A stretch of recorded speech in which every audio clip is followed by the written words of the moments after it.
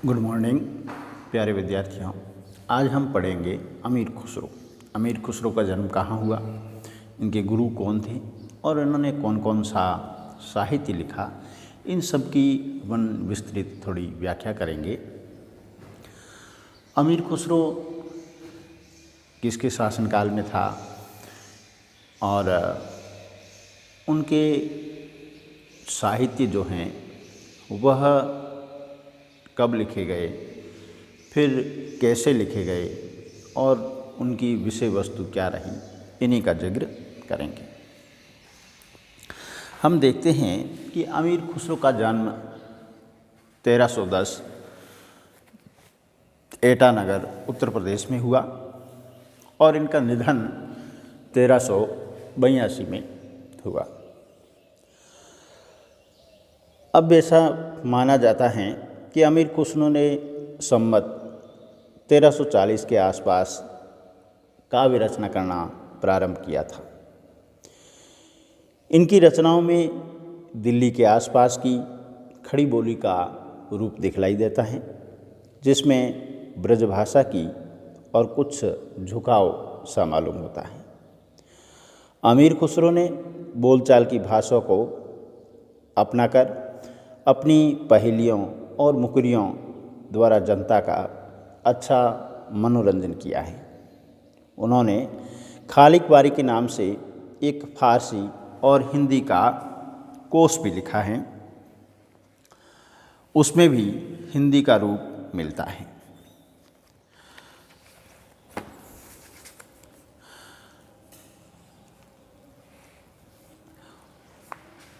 हिंदी के रूप में उन्होंने वहाँ एक पंक्ति लिखी है, तुरा विगुप्त में तुम कहिया, तुरा विगुप्त में तुम कहिया, कूजा विरवी तू कित जैया। खुसरो की कविता से यह प्रमाणित हो जाता है कि खड़ी बोली की उत्पत्ति उर्दू भाषा से अरबी और फारसी आदि के शब्द हटा देने से नहीं हुई है, वरन उर्दू भाषा खड़ी बोली में फारसी, अरबी आदि के शब्द जोड़ने से विकसित हुई है। क्या कहा है इन्होंने कि हिंदी या खड़ी बोली की उत्पत्ति हैं जो अरबी फारसी भाषा के शब्दों को हटाने से नहीं हुई हैं, बल्कि इन शब्दों को जोड़ने से हुई है।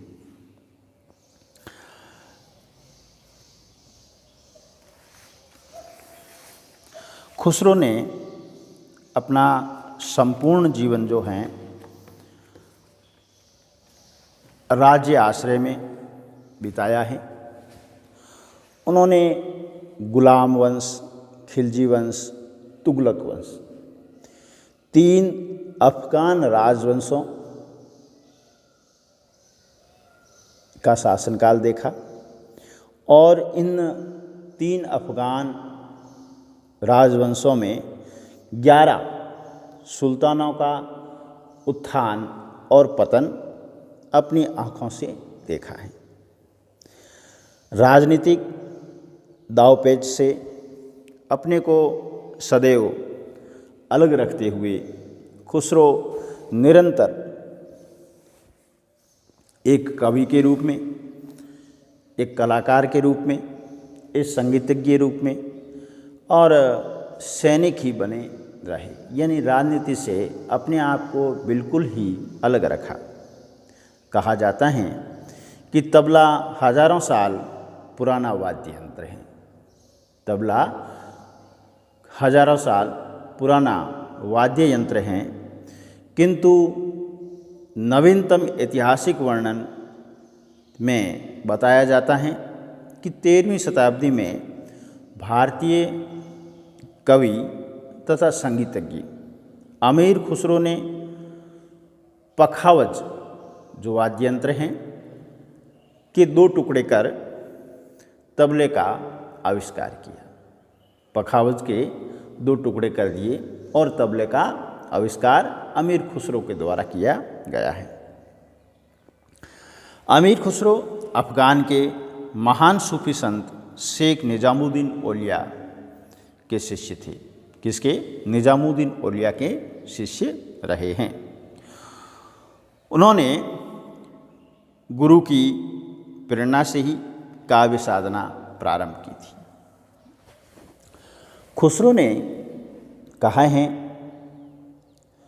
कि मैं हिंदुस्तान की तूती हूँ। अगर तुम वास्तव में मुझसे जानना चाहते हो तो हिंदवी में पूछो। किसमें?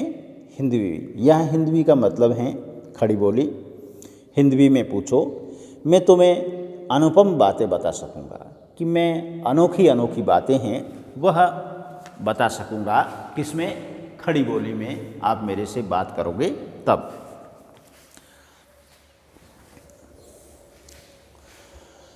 खुसरो को हिंदी खड़ी बोली का पहला लोकप्रिय कवि माना जाता है, कि खड़ी बोली में लिखने वाला पहला लोकप्रिय कवि कौन है?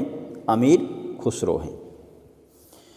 पीछे निजामुद्दीन औलिया का निधन हो गया, इनके गुरु का निधन हो जाता है। ये किसी कारण से दिल्ली से बाहर गए हुए थे और इस बीच में अपने गुरु के निधन की खबर सुन करके वापस आते हैं। तब ऐसा कहा जाता है कि खुसरो ने अपने गुरु निजामुद्दीन औलिया की मृतदेह देखी तो उनके पैरों पर खुसरो ने सिर पटक पटक कर स्वयं जो हैं मूर्छित हो गए, बेहोशी सी आ गई। और उसी बेहोशी में, उसी बेसुद्धि में उनके होठों पर जो काव्य निकला, यानी जो शब्द निकले, वो यह थे। खुसरो ने कहा है अपने गुरु के बारे में, गोरी सोवे सेज पर मुख पर डारे केस, चल खुसरो घर आपने सांझ बई चहु देश। यानी कहने का मतलब है कि अपने गुरु के निधन के बाद में अमीर खुसरो ये मानते हैं कि अब इस जगत में संपूर्णता अंधेरा छा गया है, अब मुझे भी उस परमात्मा के पास में चला जाना चाहिए। और कहा ऐसा जाता है कि वहीं पर अमीर खुसरो ने भी अपने गुरु के चरणों में ही प्राण त्याग दिए थे। खुसरो ने वेदराज खुसरो के रूप में काव्यात्मक घरेलू नुस्खे भी लिखे हैं। यानी यहाँ पर खुसरो के कई रूप आते हैं। यहाँ वेद रूप भी आता है जिसमें हमें छोटे छोटे नुस्खे बताते हैं कि इससे कई प्रकार की व्याधियाँ, बीमारियाँ हम दूर कर सकते हैं। पहला नुस्खे में इन्होंने क्या कहा है कि हरड़ बहेड़ा आंवला, हरड़ा बहेड़ा और आंवला घी शक्कर से खाए, और घी के साथ में शक्कर, ये 3, 4, 5 चीज़ें हो गई। यदि ये मिला करके आदमी खाता है तो हाथी दाबे काख में, तो उसमें इतनी शक्ति आती है कि वह हाथी को भी अपनी काख में दबा सकता है। 60 से पूरी खाए और खाने में वो 60 की लगभग पूड़ियाँ खा सकता है। दूसरा इन्होंने कहा है प्रतिदिन तुलसी बीज को पान संग जो खाए, रक्त धातु दोनों बढ़े, ना मर्दी मिट जाए। तो यहाँ पर प्रतिदिन तुलसी के बीज का सेवन किसके साथ में? पान के साथ में जो करता है तो ये करें कि रक्त भी बढ़ता है और हमारे शरीर में कई धातु जो हैं वो भी बैठ जाते हैं और व्यक्ति की नामर्दी हैं वो मिट जाती हैं। फिर आगे इन्होंने एक और नुस्खा बताया है, 100 दवा की एक दवा, रोग कोई ना आवे। कि 100 दवाओं की एक ही दवा है और उसका सेवन करने से शरीर में कोई किसी प्रकार का रोग नहीं आता है। वो कौन सी दवा है? खुसरो बाँको शरीर सुहावे, नित ताज़ी हवा जो खाए। अब खाने को कुछ नहीं है तो सुबह उठ करके ताज़ी हवा ही खाएं, तो उससे भी हमारा शरीर जो है वह स्वस्थ रहता है। और ताज़ी हवा है जो क्या हैं, 100 दवाओं की एक दवा है। इस संबंध में संदेह नहीं कि अमीर खुसरो ने हिंदवी में रचना की थी, यानी हिंदी खड़ी बोली में रचना की। यह अवश्य है कि इसका रूप समय के प्रवाह में बदलता आया। ये जरूर हुआ कि जैसे जैसे समय बदला तो इस हिंदी का या हिंदी खड़ी बोली का रूप बदलता गया।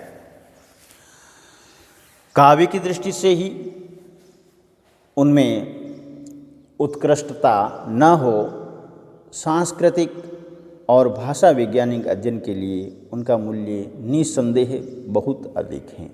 कुछ रचनाएं इनकी इस प्रकार से हैं। क्या कह रहे हैं अमीर खुसरो? खुसरो दरिया प्रेम का उल्टी वांकी धार, कहते हैं प्रेम के दरिया की उल्टी धारा है, जो उतरा सो डूब गया। अब ये कह रहे हैं कि जो इस प्रेम की धारा में उतरा है वो तो डूब गया, और जो डूबा सो पार, जो इस प्रेम की धारा में पूर्ण रूप से डूब गया है वो पार निकल गया है।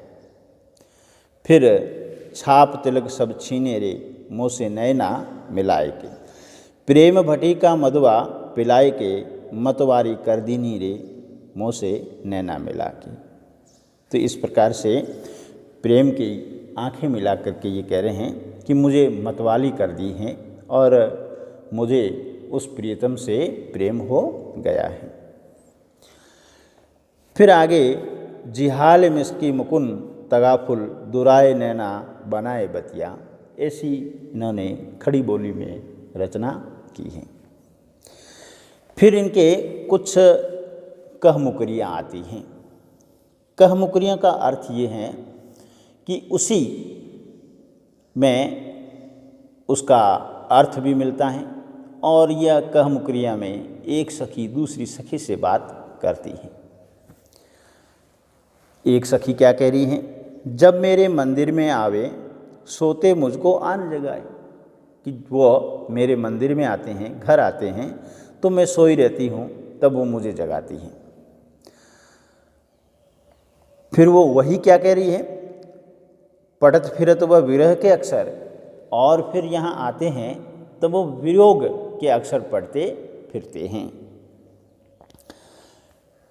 पूछती हैं दूसरी सखी से, ए सखी साजन ना सखी मच्छर। दूसरी कहती हैं कि हाँ, उसको तो मैं जानती हूँ कि जो तेरे घर आते हैं, सोए हुए को जगाते हैं और वियोग के अक्षर पढ़ते हैं, वो तेरे साजन हैं। तब वही सखी क्या कहती है? नहीं, ऐसा नहीं, साजन नहीं, ना सखी मच्छर। मच्छर आकर के कान के पास में मुझे सोए हुए को जगाते हैं और वियोग का, विरह का गीत गाते हैं। दूसरी कहमुकरी में क्या कह रहे हैं? वह आवे तब शादी होए, वह आता है तब शादी होती है, उस बिन और न दूजा कोई, इसके सिवाय और कोई दूसरा है ही नहीं। शादी में तो वो अति आवश्यक हैं। मीठे लागे उसके बोल, और शादी में उसके बोल जो हैं वो बड़े मीठे लगते हैं। तब दूसरी सखी कहते कि हाँ, इसका तो मुझे अर्थ आता है। क्या है? ए सखी साजन, कि हाँ, जब साजन आएगा, दुल्हा आएगा तभी शादी होगी, उसके बिना शादी हो नहीं सकती। और दुल्हे के बोल हैं जो मीठे लगते हैं। तब वही सखी क्या कहते हैं? नहीं, ऐसा नहीं, ना सखी ढोल। ढोल का शादी में बड़ा महत्व होता है, इसलिए कहते हैं कि वो नहीं, ये तो ढोल हैं, इसका अर्थ। फिर आगे क्या कहते हैं पहेली के रूप में? ना मारा ना खून किया, मेरा सिर क्यों काट दिया। कि मैंने कौन सा गुनाह किया? न तो मैंने किसी को मारा है, न ही मैंने किसी को खून किया है, तो फिर मेरा सिर क्यों काट दिया है। क्या है इसका अर्थ? न मारा न खून किया, मेरा सिर क्यों काट दिया। इस पहेली का अर्थ नाखून है। फिर दूसरा कहते हैं खेत में उपजे सब कोई खाए, घर में होए घर खा जाए। खेत में जो पैदाइश होती हैं उसको अपन सब खाते हैं, और जब घर में वो पैदाइश होने लग जाए तब वह घर को खा जाती है। क्या अर्थ हुआ इसका? अनाज खेत में पैदा होता है, अनाज फूटता है, अनाज फूटता है तब हम उसको सब खाते हैं, उसको कहते हैं फूट। और घर में यदि फूट पड़ जाए, परिवार के सदस्यों में विरोधी भावना जागृत हो जाए, फूट पड़ जाए, तब वह फूट हैं वो घर को खा जाती हैं। तो इसका अर्थ जो है, खेत में उपजे सब कोई खाए, घर में उपजे घर खा जाए, इसका अर्थ फूट हैं।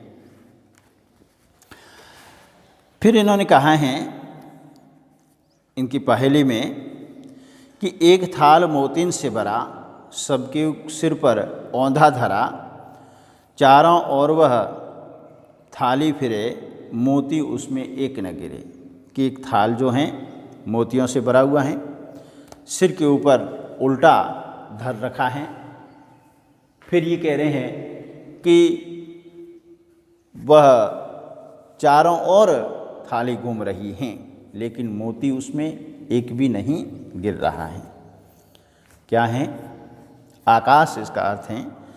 एक थाल मोतिन से भरा आकाश है, सिर के ऊपर औंधा धरा। रात में जब तारे टिमटिमाते हैं तो ऐसे लगते हैं कि मोती हैं, और वह उल्टा धर के रखा है।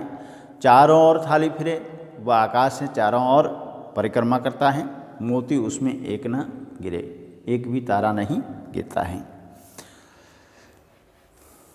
इस प्रकार से खुसरो की कुछ मुकरियाँ हैं, कुछ पहेलियाँ हैं। और दूसरा पहेली का एक और प्रकार इनमें मिलता है, वह है अंतरलापिका।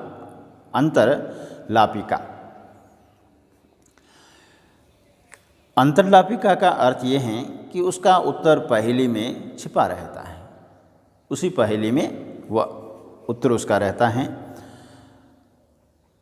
पहली पहेली का अर्थ आकाश है, उसी तरह दूसरी पहेली या फिर बहिर्लापिका कहते हैं, उसमें बाहर से अर्थ लगाया जाता है। एक तो अंदर का अंतरलापिका और बाहर से अर्थ लगाया जाता है, जैसे ना खून किया, ना मारा, ना खून किया, मेरा सिर क्यों काट दिया, इसका बाहर से अर्थ लगाया जाएगा। तो वहाँ पर क्या होगा? बहिर्लापिका। तो इस प्रकार से अमीर खुसरो का जो काव्य हैं वह आधुनिक खड़ी बोली का आभास देने वाला काव्य हैं, और कालांतर में समय रहते हुए थोड़ा बहुत परिवर्तन हुआ है। हम बेशक रूप से अमीर खुसरो को हिंदी साहित्य या फिर हिंदी खड़ी बोली का पहला कवि कह सकते हैं। आपको मेरा यह अमीर खुसरो से संबंधित विवेचन कैसा लगा? आप हमारे इस YouTube चैनल को सब्सक्राइब कीजिए, लाइक कीजिए और शेयर कीजिए। धन्यवाद।